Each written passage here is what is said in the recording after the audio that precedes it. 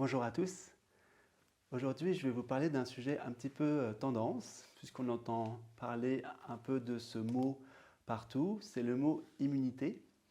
Donc l'immunité, c'est en gros la capacité du corps à se défendre vis-à-vis des virus extérieurs, par exemple, ou autre chose. Donc la capacité de votre organisme à se défendre. Et pour renforcer votre immunité, il y a plusieurs choses à savoir.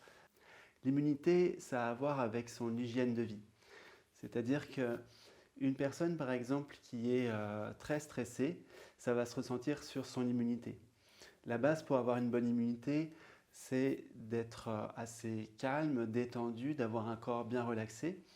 D'ailleurs, je conseille même d'approfondir cette quête de la relaxation dans une relaxation tout d'abord physique, où on va apprendre à se détendre physiquement, puis une relaxation mentale, où on va apprendre à avoir un mental très clair, très pur, sans aucune création de pensée, et puis une relaxation plus spirituelle même, qui arrive avec un peu de pratique de la méditation, qui a à voir avec la confiance dans la vie et arrêter d'avoir tout le temps peur de tout et tout le temps mentaliser sur ce qui pourrait bien se passer et si ceci et si cela et que va-t-il advenir de moi, etc. Qu'est-ce que je vais devenir? Donc tout ça, c'est le manque de confiance en la vie, c'est le manque d'une relaxation profonde intérieure.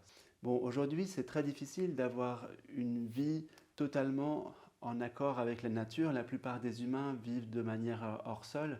C'est pour ça que c'est difficile d'avoir une immunité parfaite. Tout comme avoir une hygiène de vie parfaite, aujourd'hui, c'est quasiment impossible.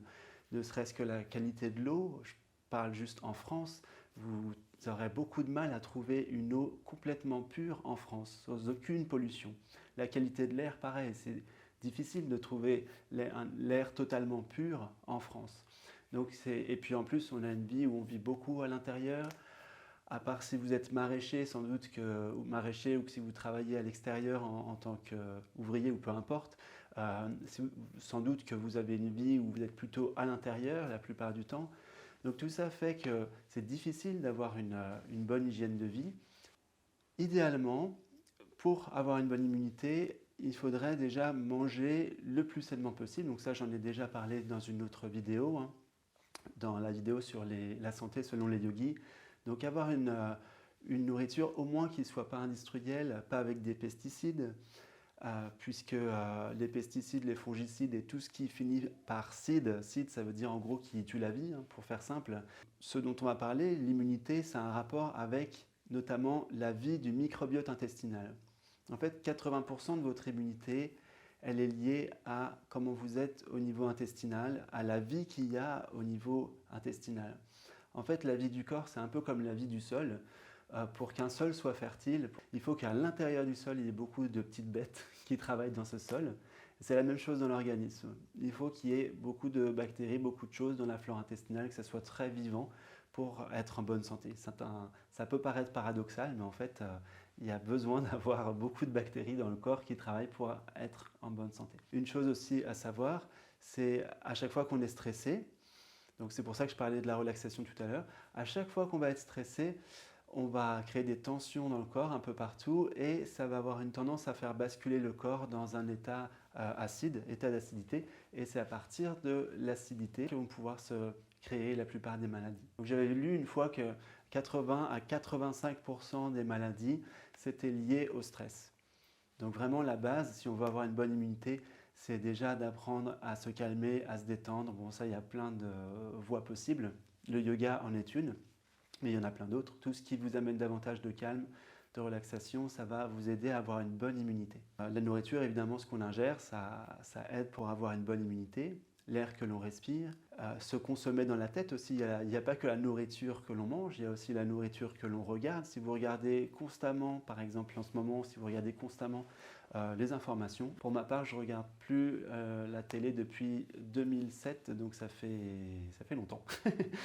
et surtout pas les informations, puisque ça focalise beaucoup sur des idées négatives. On essaye de garder son mental aussi avec des pensées assez élevées, éviter de tourner toujours dans des pensées, on va dire des pensées noires pour se comprendre.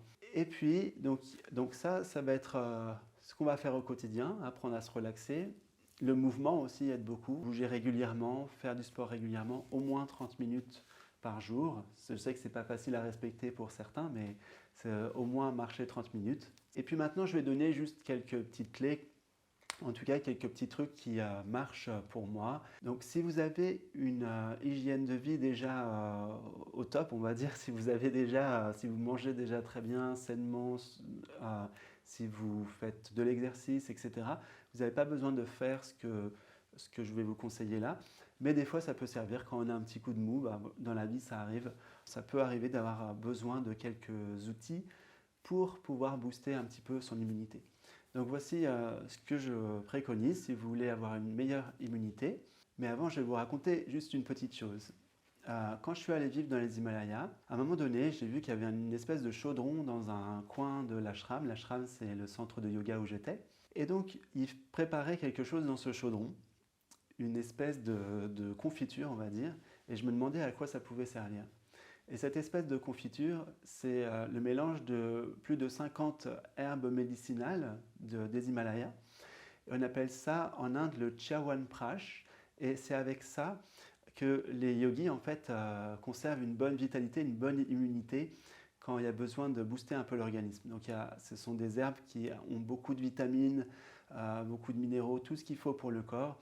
Et en France, je ne crois pas que ça existe, le Chyawanprash. Mais heureusement, on a d'autres choses. Et donc, je vais vous dire ce que vous pouvez utiliser, en tout cas moi, ce que j'utilise et ce qui fait du bien. Alors, la première chose toute simple qui aide à avoir beaucoup de vitalité, c'est les graines germées, notamment les graines germées de lentilles. Donc les graines germées, tout simplement, vous pouvez prendre un bac de glace, si vous mangez de la glace, ou un bac en plastique, quel qu'il soit. Vous faites des petits trous dedans, environ juste 1 ou 2 mm, et puis vous mettez une poignée de lentilles dans ce bac en plastique, ou idéalement, bon, le plastique c'est pas le top, mais idéalement ça pourrait être aussi une passoire en fer par exemple. Et puis ensuite, vous mouillez tous les jours, 3 fois par jour, vos lentilles, des lentilles du magasin, n'importe quelle lentille, des lentilles vertes pour avoir beaucoup de propriétés, puisque les lentilles couvrent énormément de besoins pour le corps.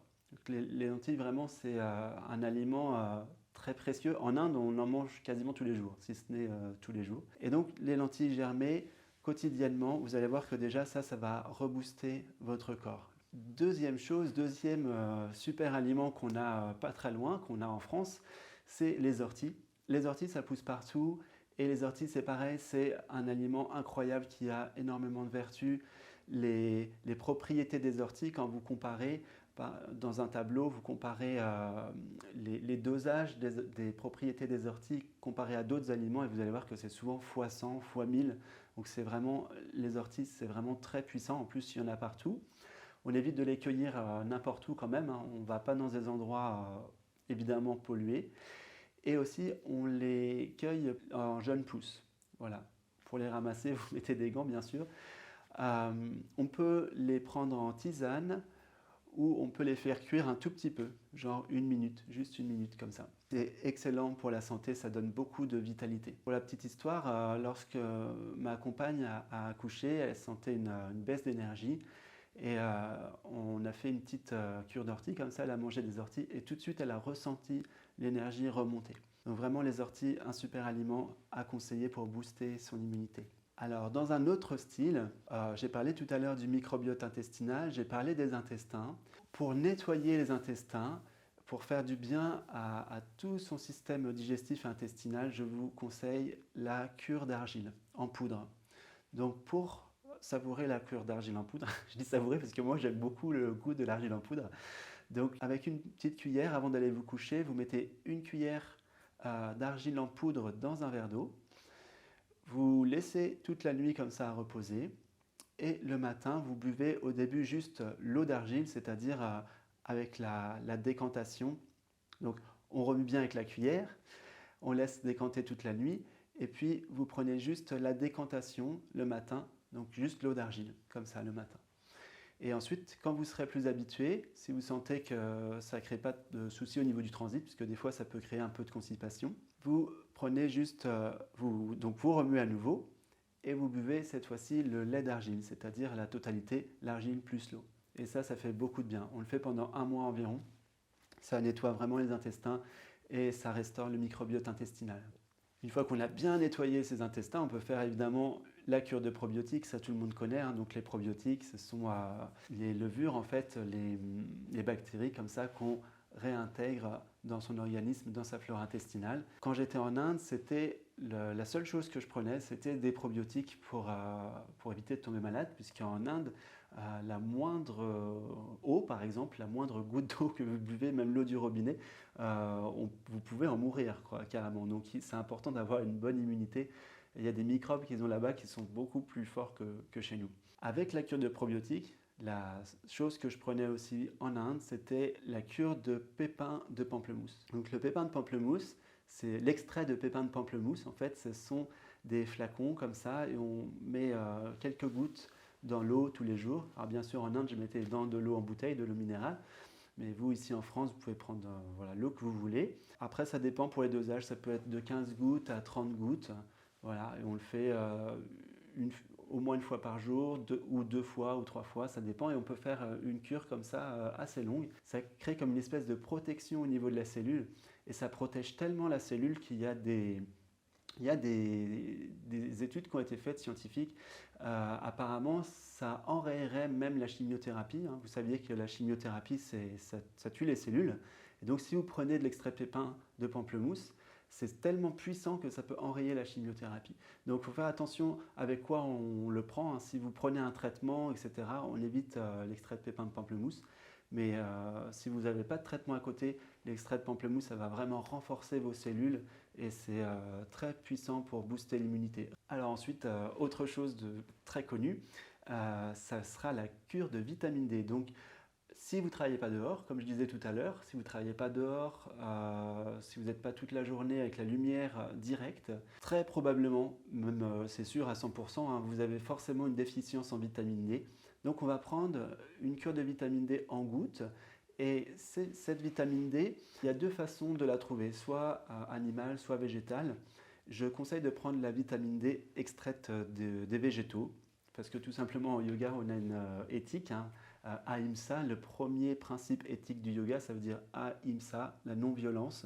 Si on peut éviter de tuer les animaux, on évite. Et donc, on va prendre plutôt une vitamine D végétale.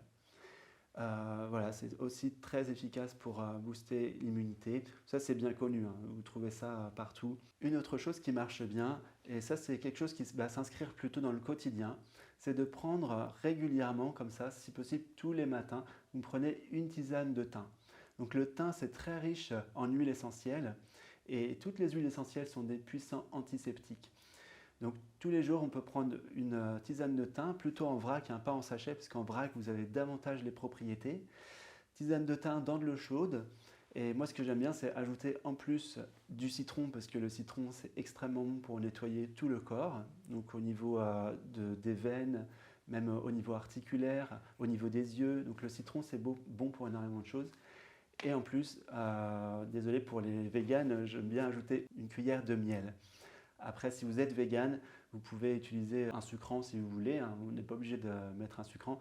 Mais en sucre, on évitera tout ce qui est sucre blanc. On va prendre plutôt sucre de coco ou sirop d'agave parce que c'est ce qu'il y a de meilleur pour la santé. Voilà, donc thym, citron et miel. Ou voilà, sucre que vous voulez, mais pas du sucre blanc. Tous les matins au petit déjeuner, et ça fait beaucoup de bien à l'organisme. Un autre petit truc beaucoup moins connu, c'est d'avoir des chaussures qui imitent la marche pieds nus. Des chaussures qu'on appelle minimalistes, avec une semelle extrêmement fine et qui va faire que quand vous marchez dehors, c'est comme si vous marchiez pieds nus. Idéalement, il faudrait marcher très régulièrement pieds nus, même tous les jours, carrément pieds nus directement dans l'herbe. C'est très bon pour l'échange au niveau des ions négatifs dans le corps. Donc il y a énormément de vertus qui sont démontrées par la marche pieds nus. Lorsque vous marchez pieds nus, vous détendez également tout le système nerveux, donc ça retrouve ce que je disais tout à l'heure par rapport au stress. Lorsque vous marchez pieds nus aussi, ça a été prouvé que vous diminuez toutes les inflammations dans le corps. Donc les inflammations au niveau des articulations, des tendons, mais aussi les inflammations plus profondes, tout ce qui finit par it, les tendinites, etc. Donc ça, vous les diminuez considérablement avec la marche pieds nus ou des chaussures qui imitent la marche pieds nus. Ça, vous allez voir que ça remonte aussi l'immunité. On sent tout de suite les effets quand on pratique. Alors si malgré tout ça, vous avez quand même un virus qui s'installe en vous, il n'y a pas de problème, le virus est bienvenu, de toute façon le corps fera son travail, mais en guise de pharmacie, on va dire, ce que vous pouvez avoir et qui est pour moi des indispensables, ça va être 2 huiles essentielles très précieuses. La première, ça va être l'huile essentielle de Ravinsara, ça c'est quand vous avez un virus mais cool, un virus tranquille, donc ça vous pouvez en prendre régulièrement, 3-4 fois par jour, une petite goutte de Ravinsara, évidemment toujours sur un support, hein. Donc soit sur du miel, soit sur du sirop d'agave, ou soit dans votre thé. Ou alors si vous avez un virus vraiment beaucoup plus fort, là vous pouvez passer à l'huile essentielle qui déménage, c'est l'huile essentielle d'origan vert. Donc l'origan c'est très très puissant, vous allez voir la première fois que vous allez en prendre. Donc c'est vraiment, on n'en prend qu'une seule goutte, surtout pas deux, une seule goutte. Et puis on prend bien un support également parce que sinon c'est très fort. Mais l'huile essentielle d'origan, c'est vraiment une des huiles les plus puissantes, les plus antiseptiques qui existent pour aider le corps à évacuer ce virus. Et puis sinon, au quotidien, on peut aussi s'essayer à une boisson des yogis. Donc dans les Himalayas, les yogis, je ne les ai pas souvent vus malades. Donc ils ont 2 secrets, ils ont le Chyawanprash, comme je disais tout à l'heure, donc l'espèce de confiture avec plus de 50 plantes médicinales, mais ils ont aussi une boisson qu'ils prennent très régulièrement, et cette boisson c'est le Ginger Lemon Honey. Donc pour ceux qui parlent anglais, vous avez compris, c'est du gingembre, du citron, du vrai citron, voilà, pressé, et du miel, pareil, bon miel de qualité. Donc tout ce que je vous ai dit jusqu'à maintenant, hein, ce sont des ingrédients qu'on peut trouver en magasin bio ou dans la nature. Évidemment, on essaye de prendre tout bio, hein, le plus naturel possible. Donc ginger lemon honey, simplement on prend quelques bouts de gingembre, on les met dans l'eau bouillante. Ensuite, quand ça a bien infusé, on va mettre le citron, une cuillère de miel, parce que le miel a beaucoup de propriétés, hein. Et puis aussi, on peut ajouter du curcuma, du vrai curcuma. Donc ça se vend aussi en racine directement. Attention parce que ça tâche. Et on met comme ça quelques petits bouts de curcuma dans son ginger lemon honey. Et ça, au quotidien, c'est pareil, c'est quelque chose qui va énormément booster votre immunité, vous donner la pêche pour l'hiver. Tout ça couplé à une vie, on va dire, une hygiène de vie correcte, de bouger tous les jours, se relaxer tous les jours, bien manger, bien boire aussi, c'est important de bien s'hydrater. Et puis si possible aussi, on peut méditer régulièrement. Ça fait beaucoup là du coup sur le programme, mais on peut essayer de méditer 10-20 minutes par jour. Là aussi, il y a énormément d'expériences scientifiques qui ont été faites sur les bénéfices de la méditation au niveau de l'immunité. Une personne, vous la mettez à méditer pendant 1 mois, tous les jours, régulièrement, et prise de sang avant, prise de sang après, son immunité, elle a été renforcée énormément par le fait, tout simplement, de méditer régulièrement. Ça a à voir avec ce qu'on disait tout à l'heure par rapport à la relaxation. Donc voilà, vous avez pas mal de clés pour booster votre immunité, pour préparer votre terrain. Le corps est un peu comme un jardin qu'on prépare. Je vous laisse expérimenter tout ça, vous faire plaisir. Évidemment, c'est un petit budget, hein. Une fois, j'avais acheté comme ça toute cette pharmacie. Ça revient à peu près 96 €, donc c'est un petit budget. Mais par contre, vous êtes tranquille après pendant très longtemps, parce que les huiles essentielles, ça fait longtemps. L'extrait de pépins de pamplemousse, le gros pot, ça dure au moins 3 mois. Donc voilà, il y a le temps. Une fois que vous avez investi dans cette pharmacie, vous avez du temps devant vous pour pouvoir préparer votre immunité. Voilà, évidemment, c'est une liste non exhaustive, hein. On pourrait citer beaucoup d'autres choses. Je ne vous ai pas parlé évidemment de tout, j'en ai certainement oublié. Tiens, là par exemple, il y a la spiruline qui me vient. La spiruline, c'est un super aliment aussi. On peut en prendre tous les jours, saupoudrer sa salade de fruits le matin, par exemple, de spiruline. Enfin voilà, il y a énormément de choses à tester, à expérimenter. Donc je vous souhaite de bien vous amuser avec tout ça. Je vous souhaite tout le meilleur et un joyeux maintenant à tous et à toutes.